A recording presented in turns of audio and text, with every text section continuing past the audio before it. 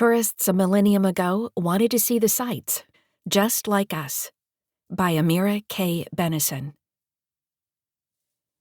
The desire to travel is an age-old human impulse. Although many migrations from prehistoric times have been forced upon people by climatic, environmental, and economic change, there have always been those keen to explore and enjoy the world for less pressing reasons.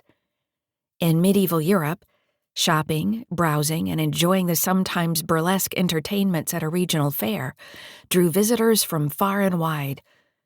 Chaucer's Canterbury Tales gives us a glimpse of the varied people, warts and all, who traveled along the pilgrim route to Canterbury, England.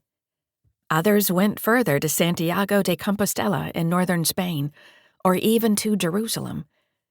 Merchants and traders were also a mobile group, despite the absence of the convenient, speedy forms of transport that have opened the world to modern travelers and tourists and made a summer holiday abroad accessible to huge numbers of people. Medieval Muslims were probably even better traveled than their Christian counterparts because of the religious obligation to perform the pilgrimage to Mecca, the Hajj, and the relatively extensive socioeconomic integration of the Islamic world, which enabled people to use Arabic, study and trade over a broad area, much as the widespread use of Latin in the Pax Romana had facilitated mobility in the Roman Empire. The impetus to leave home and set off along the dusty tracks and waterways of North Africa and the Middle East could thus relate to religion, work, or education, or a simple desire to get away and explore. Many people, mostly men, combined all three, buying and selling goods as they moved slowly along pilgrim routes, dallying at places of interest along the way, and sometimes taking huge detours to visit the great cities of the day, which included Seville, Cairo, Damascus, Baghdad, Bukhara, and Samarkand. Like us today, they wanted to see famed monuments, visit great mosques and churches, and return home with anecdotes to enliven their conversation. Many also wanted to study with renowned scholars abroad and come back with erudite, cosmopolitan credentials that would impress their peers. It is no surprise, then, that describing such routes was a popular form of medieval Islamic writing, designed to be read or recited aloud to listeners, just as Marco Polo's travels were a source of entertainment in Europe. Such books took several different forms. Some were works of historical geography or road manuals that described the landscape in terms of the distance one could travel in a day, a marhala, and let people know the towns and villages where they could stop for the night. These books were often called books of routes and kingdoms or countries. The most practical of these manuals contained handy lists of local weights, measures, and currencies for the benefit of the large mercantile class who did not want to be caught out or cheated in unfamiliar places. These volumes might also contain imaginative accounts of weird and wonderful places or people, and err toward tall tales designed to entertain or titillate as much as to inform, forming a slightly different genre known as the Books of Wonders and Rarities, Kutub al-Ajaib wal-Haraib. While their blending of fact and fiction might lead us to see their readers as naive, a quick glance through modern tourist guides shows that myth, legend, and fact still jostle alongside each other to tempt and excite, as well as instruct the traveler. Like us, medieval readers may have taken some of the more overblown details with a pinch of salt. A third type of writing was the rihla, a personal travel account written in the first person that usually recounted the long journey to perform the pilgrimage to Mecca, which Muslims aspire to complete at least once in their lifetime, health and finances permitting. These accounts could contain similar material to geographical works, but they were enlivened by a sense of adventure as well as personal impressions of a spiritual or cultural color, combined with dramatic tales of the very real dangers of travel. including banditry and piracy, terrifying storms at sea and shipwreck, and indignities suffered at the hands of local authorities. One of the most famous such books is the late 12th century travelogue of Ibn Jubair, who traveled from Granada in southern Spain, across the Mediterranean to Alexandria, then took a long land tour around Syria and Palestine, in addition to performing the pilgrimage to Mecca. Ibn Jubair's account is by turns sobering and inadvertently hilarious. He captures the desperation of landlubbers pitched back and forth in stormy Mediterranean waters, and the irritations of dealing with customs officials who pat him down for contraband, and regales his readers with vivid images of the many sights he saw in the Middle East, complete with historical vignettes to show off his erudition. He is especially keen on holy landmarks, such as mosques, churches, and shrines, much like other pilgrims and visitors to the Holy Land throughout the ages. He is also an observer of what we might call power architecture, buildings constructed by those in power to enhance their reputation. The most important examples in Ibn Jubair's day were the hospitals and theological colleges, madrasas, founded by Nur al-Din Zangi in Damascus and Salah al-Din, better known in the West as Saladin, in Cairo. Ibn Jubair described both carefully, triggering the construction of similar buildings by his own masters, the Almohads, rulers of a large Western Islamic empire stretching from Cordoba to Tunis at its height in the 12th century. These were new modern buildings at the time. Ibn Jubair seems to be telling the Almohads what they needed to build in order to secure international acclaim and recognition, functions fulfilled today by skyscrapers and high-speed trains. One of Ibn Jubair's lesser-known contemporaries was a man named Muhammad ibn Abd Rabah, died 1205, from Marrakesh, a descendant of a literary figure of the same name from 10th century Cordoba. He also worked for the Almohads. In fact, it is quite likely that the two men knew each other. They certainly shared the sense that the empire they served was the foremost Islamic empire of the day. Ibn Abd Rabah did not write a personal travelogue like Ibn Jubair, but he did compile a geographical handbook that covered Arabia, Egypt, and North Africa, called A Visual Exploration of the Wonders of Cities. Like many other medieval Arabic works, it has not been translated into English, though parts were translated into French in the 20th century. The book relies heavily on a famous work of geography written a century before in Islamic Spain, al-Bakri's Book of Routes and Kingdoms, as well as other earlier works.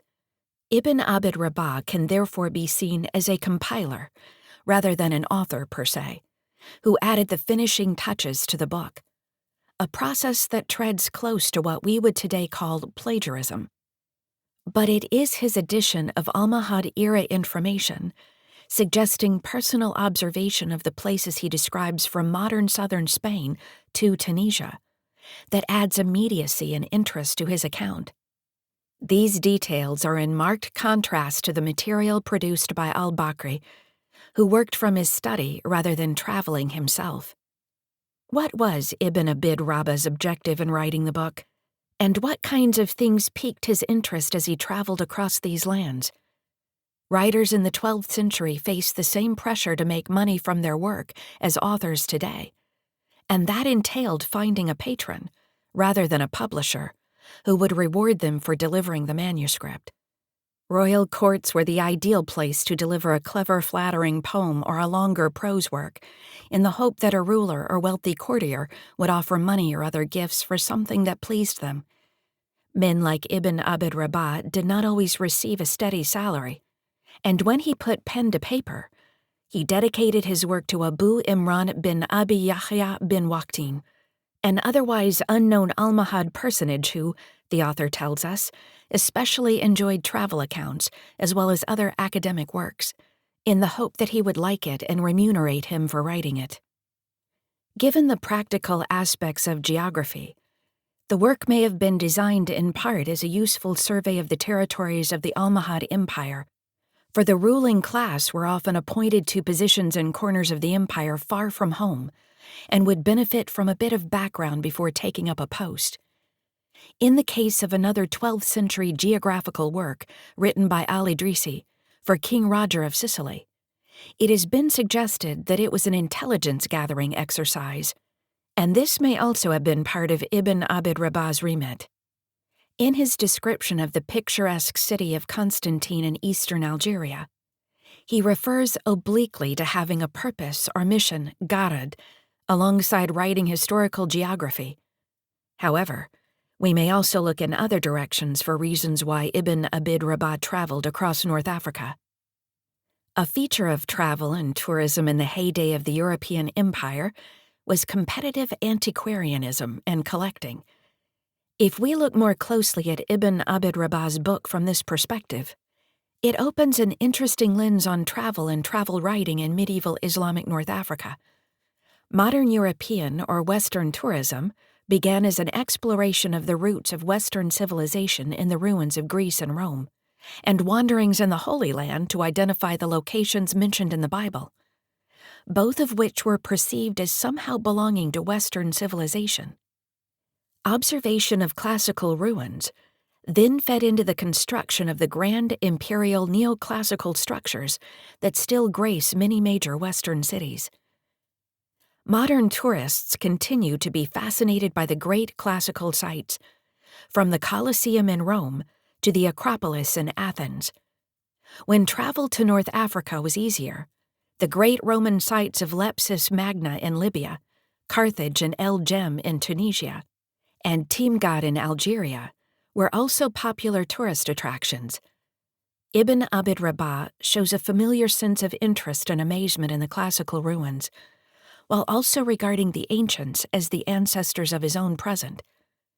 He regularly refers to our predecessors as he comments on the impressive stone ruins, structures, and fragments, whether freestanding in the landscape or embedded in contemporary towns, creating a thread of continuity from ancient pre-Islamic to Almohad times, akin to the thread tying that past to modern Western civilization.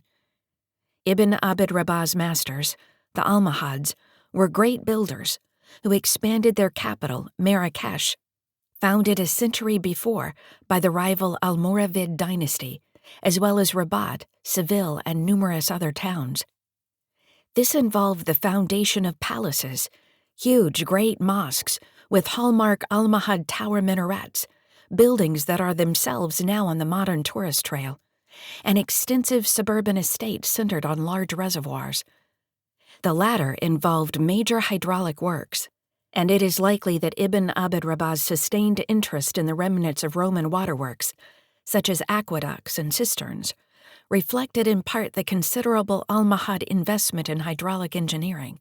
Certainly, our author describes many Almohad structures using the same adjectives, amazing and wonderful, as he uses for the Roman works still scattered across the landscape, highlighting the comparable material achievements of the Almohad age. Returning to Ibn Abd Rabbah's mission, the Almohad Caliph Yaqub al-Mansur, reign 1184 through 1199, may have had in mind not intelligence gathering, but quite a different type of activity to bolster his imperial reputation. Recent studies have shown he presided over a fascinating period in which the weight of Mediterranean power did not lie with such better-known Middle Eastern regimes as the Ayyubid dynasty founded by Saladin, the Byzantines and Crusaders, or the Eastern Seljuk sultans, but rather with the Western Almohad Empire. Al-Mansur promoted a court ideology that stressed the Islamic centrality of the Almohads and their inheritance of the caliphal mantle. It found expression first and foremost in the grand urbanistic projects mentioned above, in writing about the lands of the empire and beyond, and perhaps in antiquarianism and the collection of artifacts to embellish his court, a practice already attested for the Umayyad caliphs of Cordoba in the 10th century. The latter were a source of inspiration for the Almohads. Chroniclers report that, on one of his own regular peregrinations through his empire, Al-Mansur made a detour to the ruins of Medinat al-Zahra, a 10th century Umayyad royal city constructed a few miles from Cordoba. While he was there, he took a statue of Venus from above the city's old gateway, an act that greatly disturbed the local populace, who believed the statue was a protective talisman and attributed the sudden violent wind that gusted across the plain to divine wrath at its removal. More intriguing, however, is Al-Mansur's motive for taking the statue, upon which the sources are entirely silent. The Almohads have a reputation for harshly enforcing religious rectitude upon their subjects, which has led some to speculate that the caliph's appropriation of the artifact reflected Muslim antagonism to figural art.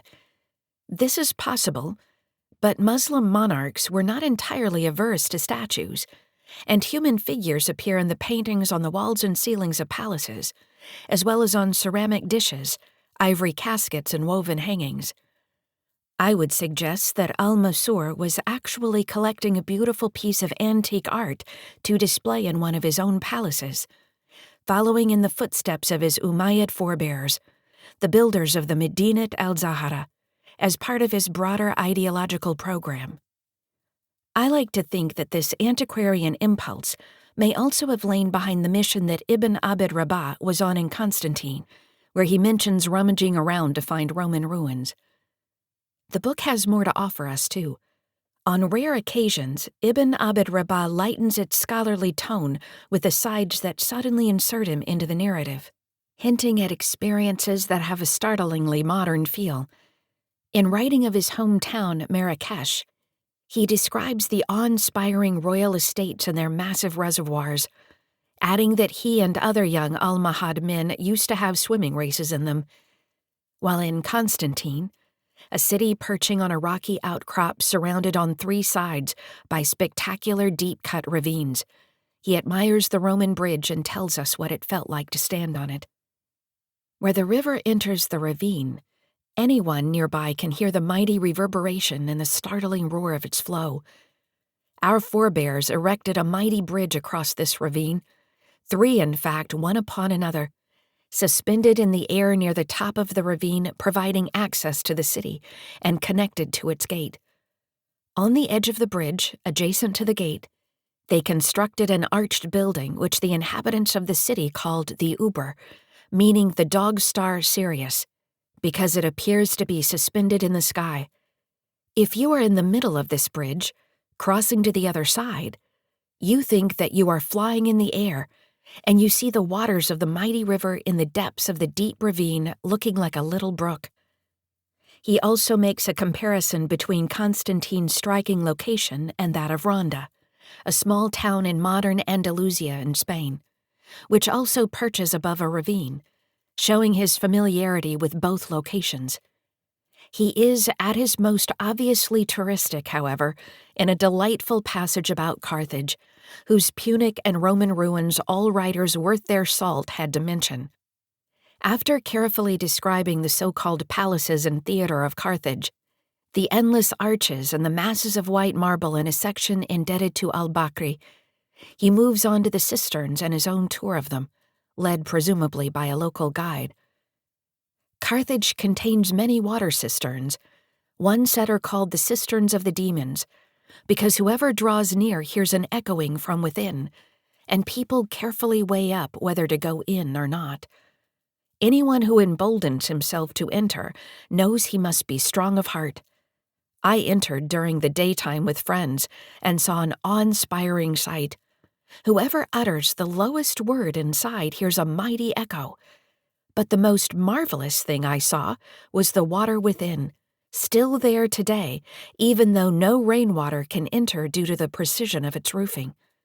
It consists of 18 cisterns, each connected to the next, of about 200 cubits in height and great width, containing about 6 fathoms of water, and it is not known where this water enters from, as Abu Ubayd al-Bakri mentions in his Book of Roots and Kingdoms.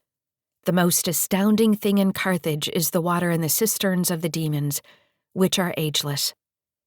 We can almost hear a local guide telling the group of Almohad gentlemen about the rumored demons and warning them of the dangers of entering, while promising to take them in for a suitable price.